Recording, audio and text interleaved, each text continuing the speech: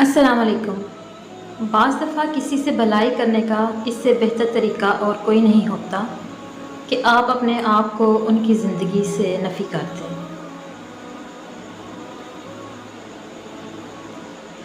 ایک قبر پر لکھا تھا، کسی کو کیا الزام دوں، زندگی میں ستانے والے بھی اپنے تھے اور دفنانے والے بھی اپنے تھے۔ خاموشیاں کبھی بے وجہ نہیں ہوتی، کچھ درد ایسے بھی ہوتے ہیں جو آواز چھین لیتے ہیں۔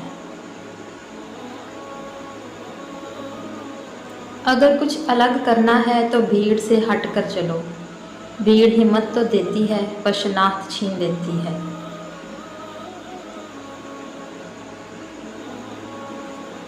کسی کی عزت کو روند کر آپ کو شاید وقتی تسکین ضرور مل جائے گی، مگر روح کا سکون نہیں ملے گا۔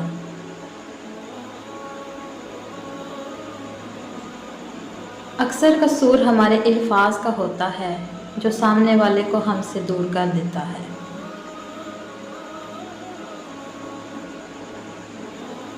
منزلیں کبھی کسی کے گھر جا کر حاضری نہیں دیتی، راستوں پر چلنے سے ہی راستے نکلتے ہیں۔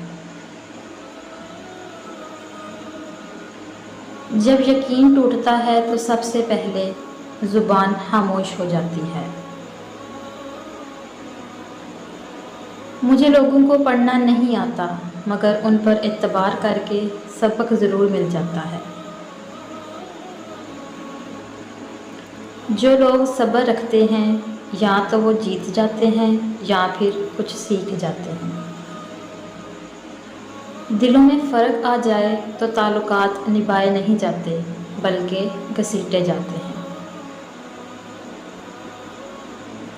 ہمیں بس صبر آنے کی دیر ہوتی ہے اور اللہ پاک انصاف کرنا شروع کر دیتے ہیں۔